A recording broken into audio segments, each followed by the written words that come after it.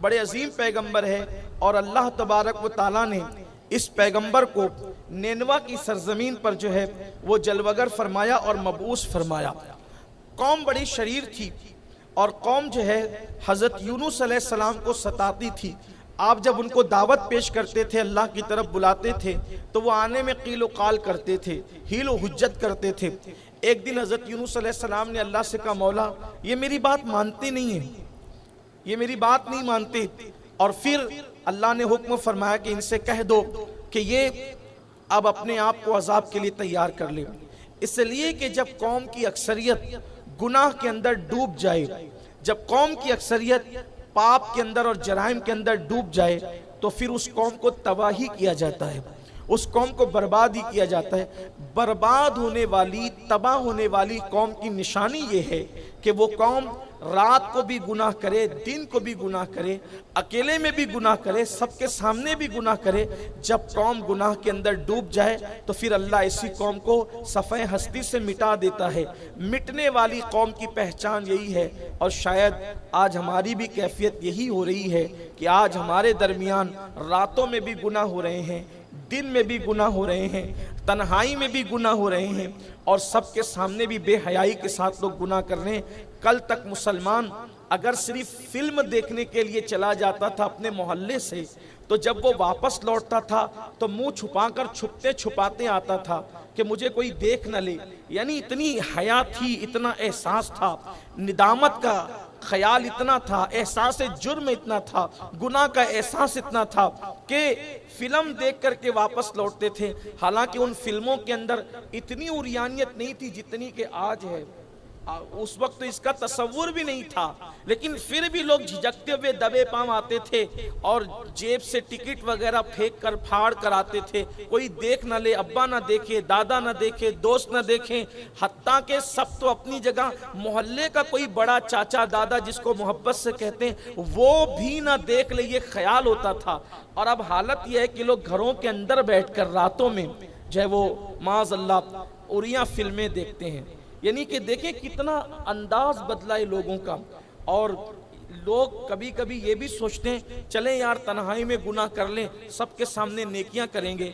अल्लाह के रसूल अलैहिस्सलाम फरमाते हैं कि जो सबके सामने नेकी करे और अकेले में गुनाह करे, अल्लाह क़यामत के दिन उनकी नेकियों को रेजा रेजा कर देगा। हबाअम मंसूरा कुरान ने फरमाया, अल्लाह रेत के ज़र्रों की तरह उनकी नेकियों को बिखेर देगा। क्योंकि अल्लाह तबारक व तआला अमल किसका कबूल करता है? कुरान कहता है वल आक़िबतु लिल मुत्तक़ीन, के आखिरत तो सिर्फ अल्लाह से डरने वालों के लिए। और अल्लाह से डरने वालों की पहचान ये है कि वो तन्हाई में गुनाह छोड़ देते हैं। तो बहरहाल तबाह होने वाली कौम का अंजाम यही होता है कि वो सफ़े हस्ती से मिटा दी जाती है। हज़रत यूनुस अलैहिस्सलाम ने कौम को समझाया, नहीं माने। एक दिन अल्लाह ने फरमाया इनसे कह दो हम इन्हें हलाक कर देंगे, इन पर अल्लाह का अज़ाब आएगा। नतीजा ये हुआ कि आपने ऐलान कर दिया अब तुम पर अल्लाह का अज़ाब आएगा, इंतज़ार करो। आपने 3 दिन की मोहलत दी। हज़रत यूनुस अलैहिस्सलाम ने 3 दिन की मोहलत दी, 3 दिन में तुम सब हलाक हो जाओगे। और ये कहकर अभी अल्लाह से इजाज़त नहीं ली। आप गौर फरमाई, ये मैं कुरान मुकद्दस का बहुत खूबसूरत बाब आपके सामने पेश कर रहा हूँ। अल्लाह की गैरत देखें, गयूर, कितना वो गयूर है। हम अल्लाह को करीम जानकर जो जी में आता है करना चाहते हैं और करते हैं, लेकिन अल्लाह को करीम जानकर गुनाह करने वाले और अल्लाह तबारक व ताला को करीम जानकर गुनाहों पे दिलेर होने वाले, ज़रा सोचे तो सही। हम गुनहगार होकर के खुदा को करीम जानकर गुनाह करते हैं, गोया कि हम अपने कितनी खुद फरेबी में मुब्तला है और किस कदर हम फरेबकारियों के अंदर मुब्तला, और शैतान ने हमें कैसा शिकार कर रखा है। ये अल्लाह के मासूम बंदों का जिक्र हो रहा है, अल्लाह के महबूब बंदों का जिक्र हो रहा है, अल्लाह के नबियों का जिक्र हो रहा है। आपने फरमाया कि 3 दिन में अजाब आएगा, और अल्लाह का इज़्न लिए बगैर, इजाज़त लिए बगैर आपने कौम को छोड़ दिया और आप शहर छोड़कर निकल गए। हालांकि अभी ये बात मौकूफ थी अल्लाह के इज़्न पर, अल्लाह की इजाज़त पर, कि ये शहर छोड़ने के लिए अल्लाह का हुक्म पाते, अल्लाह से इज़्न लेते, अल्लाह से इजाज़त लेते, फिर शहर छोड़ते। लेकिन ऐसा न हुआ, आप अपनी मर्जी से शहर छोड़ गए, ये कहकर अब तुम पर 3 दिन में अल्लाह का अज़ाब आएगा। जब उन्होंने देखा कि पैगंबर बस्ती छोड़कर चले गए और अजाब के आसार नजर आने लगे तो पूरी कौम जमा हुई। इससे पहले कि तीसरा दिन आता पूरी कौम जमा हुई, वो रोए गिड़गिड़ाए, अल्लाह की बारगाह में तौबा किया, रुजू किया और उन्होंने कहा कि मौला अब हम हज़रत यूनुस अलैहिस्सलाम की बात मानने के लिए तैयार है। उन्होंने जो कहा हम उस पर ईमान लाते हैं, लेकिन मौला अजाब नाजिल न फरमा। और फिर वो अजाब टल गया। एक बात तो ये हुई कि वो अल्लाह की तरफ रुजू हुए। जिस अजाब की पेशिन गोई कर दी गई थी उसको सिर्फ अल्लाह की तरफ रुजू होने के बाद टाल दिया गया और उसको दूर कर दिया गया। लेकिन अब कौम ने सोचा कि यूनुस अलैहिस्सलाम कहाँ है, उनकी पैरवी करना है, उनकी इत्तेबा करना है। तो यूनुस अलैहिस्सलाम तो जा चुके थे बस्ती छोड़कर। अब ये बस्ती छोड़कर गए तो साथ में इनके बच्चे भी थे, 2 बच्चे थे। और फिर अल्लाह ने ये उनसे उनका इम्तिहान लिया कि एक बच्चे को दरिया पार कराने जा रहे थे तो बच्चा डूब गया, दूसरे को जानवर उठाकर ले गया। इसी तरीके से आपकी बीवी भी आपसे खो गई। ये सारे हालात हुए। एक कश्ती जा रही थी, कश्ती वाले नजर आए तो यूनुस अलैहिस्सलाम को उन्होंने अपनी कश्ती में बिठा लिया। जब कश्ती में बिठाया तो कश्ती जब बीच दरिया में पहुंची वह हिचकोले खाने लगी। उसके अंदर जो है वो दरिया में गोया के तूफान सा आ गया और कश्ती हिचकोले खाने लगी।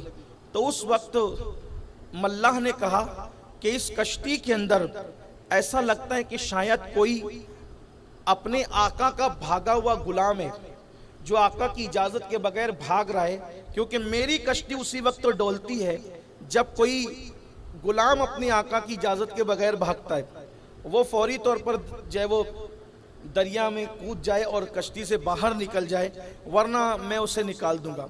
अब वहाँ सब सोचते थे कि मैं तो गुलाम नहीं, मैं तो गुलाम नहीं। बहरहाल फिर ये तय हुआ कि एक काम करते हैं कि कुरान अंदाजी की जाए कि कौन है वो जिसकी वजह से कश्ती हिचकोले खा रही है। उन लोगों ने कुरान डाला। पहली मर्तबा भी हज़रत यूनुस अलैहिस्सलाम का नाम आया, दूसरी मर्तबा भी हज़रत यूनुस अलैहिस्सलाम का नाम आया, तीसरी मर्तबा भी हज़रत यूनुस अलैहिस्सलाम का नाम आया।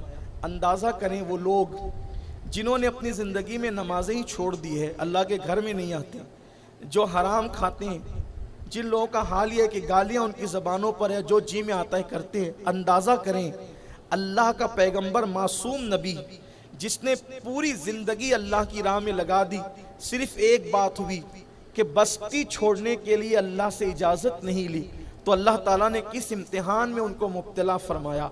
सिर्फ एक बात की इजाज़त नहीं ली अल्लाह से। आखिर हम तो सारे काम अल्लाह की मर्जी के खिलाफ करते हैं, फिर कहते हैं कि हम किस मुसीबत में, किस इम्तिहान में, किन मामलात में गिरफ्तार है। मासूमों के लिए जब ये गैरत है तो हम मुजरिमों के लिए अल्लाह की गैरत का आलम क्या होगा।